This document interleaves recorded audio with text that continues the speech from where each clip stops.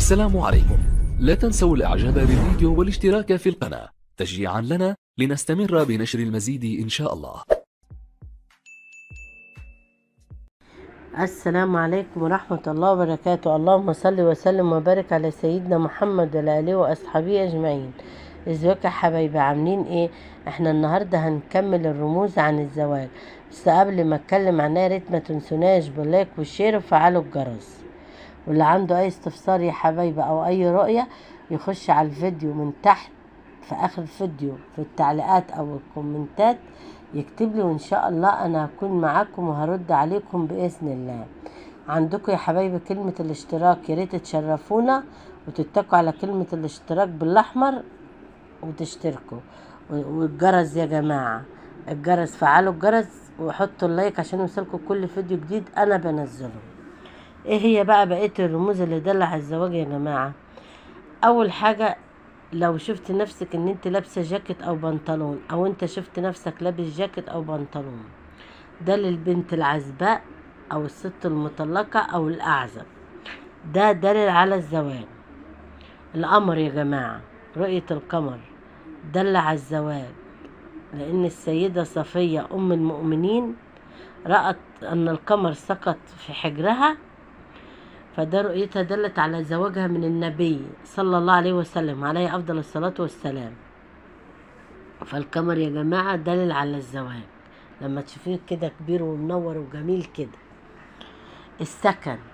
السكن يا جماعة، السكن دليل على الزواج برضو. لما تشوف البنت العزباء انها داخلة شقة جديدة وشكلها جميل، ده زواج قريب او خطوبة من شخص يكون كويس جدا. او الست المطلقة لو شافت انها داخلة مكان او بيت جديد او بتشتري بيت او شقة، فده ربنا يعوض صبرها خير بواحد تاني كويس وعوضها خير بإذن الله.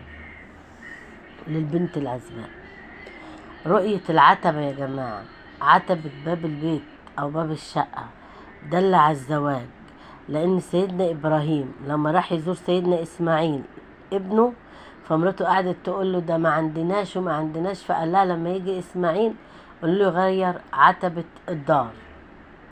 فسيدنا اسماعيل لما رجع وقالت له، فراح مطلقها واتجوز واحدة جديدة. فرجع سيدنا ابراهيم اللي هو اتجوزها جديدة قالت له الحمد لله اكلنا وشربنا ويعني شكرت له يعني. فده دل العتبة دي دل على ايه؟ الزواج. طيب رؤية ايه؟ الحلي اللي هو الاكسسوارات، الخاتم، الاسورة، ده دليل على الزواج. التزيين، ان انت تشوفي نفسك متزينة بس تزيين بسيط حلوة، حاجة جميلة وانت مبسوطة في المنام، ده دل على الزواج او الخطوبة القريب من الشخص اللي انت عايزاه، لانك انت مبسوطة بالتزيين بتاعك، بالمكياج بتاعك، حاجة جميلة انت فرحانة بيها.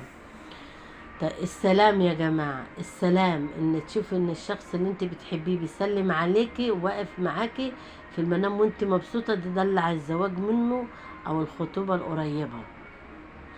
للست المطلقة لو شافت انها بتسلم على شخص وهي مش عارفاه، ده زواج.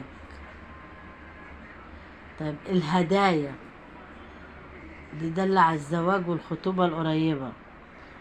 الأذان، رؤية الأذان لما تسمع الأذان في المنام، لأن الأذان دل على الإشهار، فدل على الزواج أو الخطوبة للأعزب أو للبنت العزباء أو للست المطلقة. جواز السفر يا جماعة، جواز السفر لأنه ده تحويل يعني انتقال من حال إلى حال تاني، يعني من بلد لبلد تانية، فده دليل على الزواج أو الخطوبة القريبة جدا، لأن انت بتسافري، يعني انت بتسافري من مكان لمكان تاني.